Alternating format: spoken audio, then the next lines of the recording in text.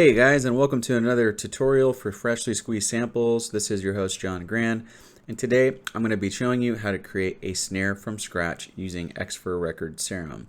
Now, what is a snare composed of, you may ask? Well, a lot of times snares are actually composed of things like white noise. Sometimes they're composed by other samples.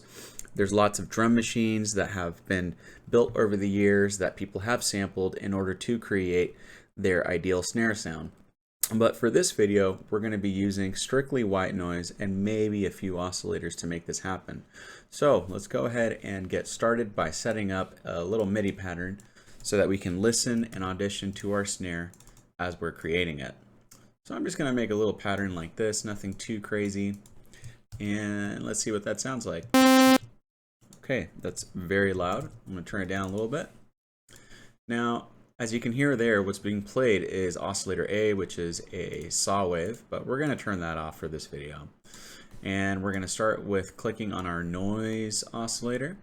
And then from here, let's just go ahead and start with a basic white noise. I'm going to choose this one called Bright White. And let's go ahead and hear what that sounds like. Pretty simple, nothing too crazy. Let's go ahead and drag envelope 2 to the cutoff filter, and this is going to give us a lot of flexibility for what's going to happen next. So as you may have noticed in some of our other series, a lot of the action really happens with envelope 2, since this is the source that's going to be going to the destination, which is the filter cutoff. And so let's go ahead and play around with these settings and see how we can start affecting the white noise.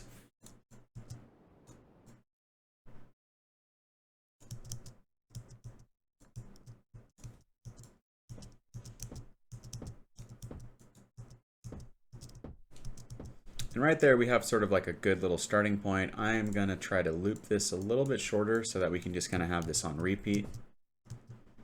Maybe like about here.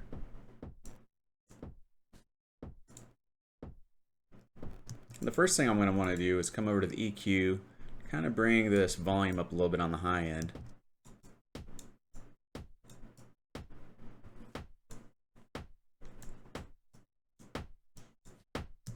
And then I want to add a little bit of distortion. I like using the downsample a lot because it gives you sort of like that bit reduction sound.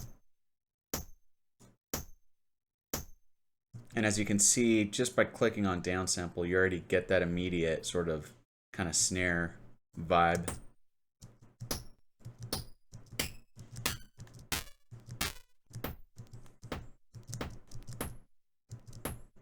A lot of it is just tweaking and doing small little increments just to kind of get a sound where you want it to go.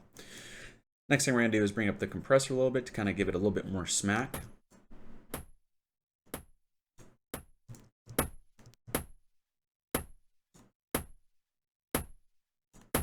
If you play around with the attack and release, what I like to do is taking the attack all the way up to the right and bringing the release all the way down, and kind of playing around from with those settings first and tweaking them little by little to see what type of compression you want to arrive at.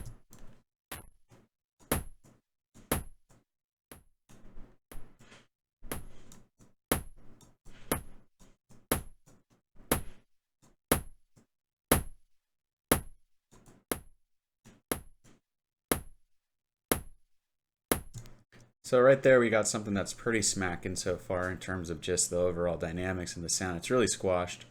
And now I'm going to add a little bit of reverb. I'm going to bring the decay down quite a bit because I really don't want this reverb to be super large. It's just really more to create like a room vibe.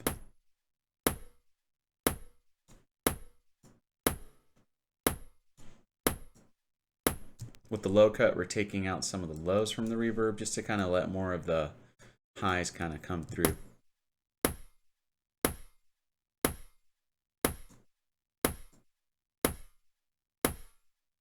Playing with the size will definitely affect the sound. Also, if you try Hall and Plate, you'll get two totally different types of reverbs.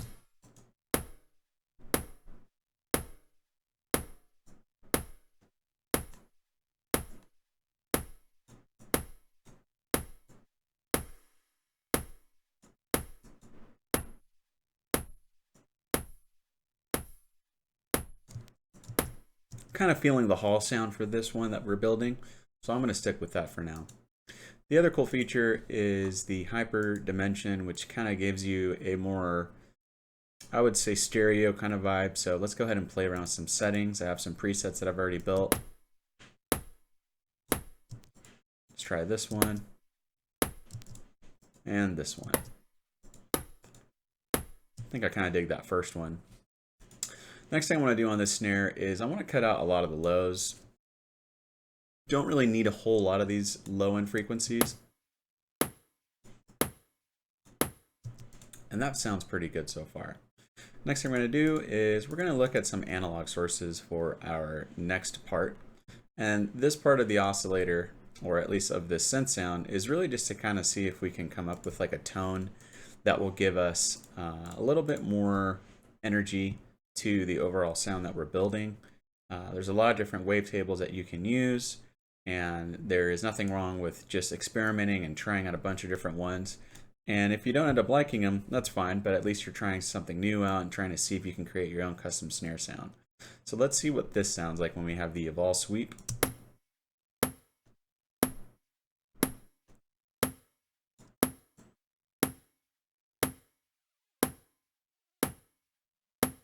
So that definitely gives our snare a bit of tone, gives it some kind of like a tonality key sort of effect, which, you know, if you're working on a song and the whole song is, let's say, in G minor, and you kind of want the snare to be hitting G minor or whatever key that you're in, this is one way to sort of achieve that effect where you can kind of bring in some extra elements. Let's also experiment with some other sounds in the noise oscillator and see what it sounds like.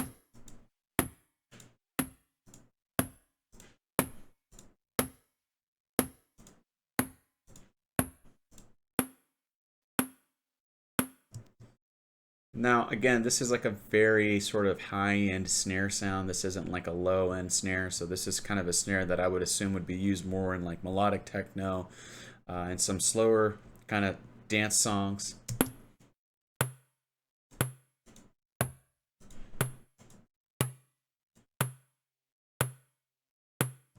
And again, if you don't really like the tonal aspect of this, you can always bring this down. But I do like the punch that this specific thing, the oscillator A, is doing. It sounds really nice. It has like a nice little tonal effect. And if we were to say add a kick, let's just go ahead and add a drum rack and see what it sounds like, right? So that we can audition what this kick is, what this snare is coming to. We'll be able to get a better idea of what this pattern sounds like once we kind of put them in together. So I'm going to switch this over to 1 bar. I'm going to build a simple kick pattern right here. I'm going to grab a sample from our good friend Dave Parkinson, and let's go ahead and select just a random kick. Very loud. I'm going to bring this down here and then turn this down by -10. And let's see what this pattern sounds like with the snare. And I gotta actually do this right, or else it won't work.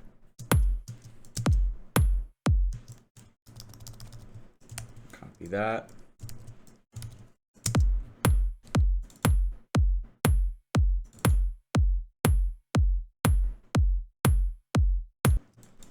And so far I'm pretty happy with that, but let's just say I wanted an alternative snare and I wanted something to be a little bit different.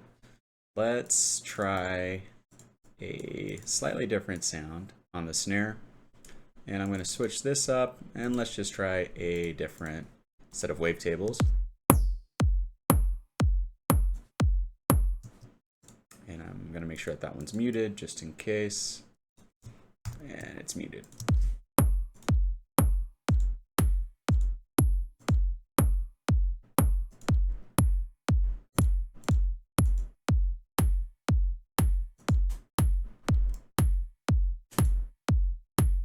And one thing we can do also is bring up the release if you want a little bit more of that like decaying sound on the snare.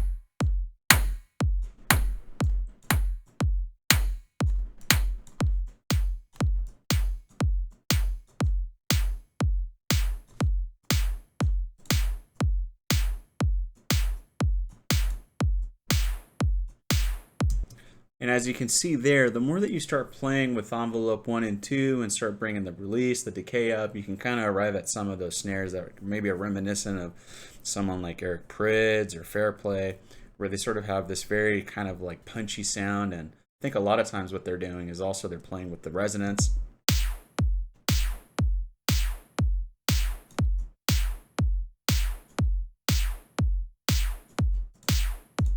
Maybe turning up the reverb a little bit.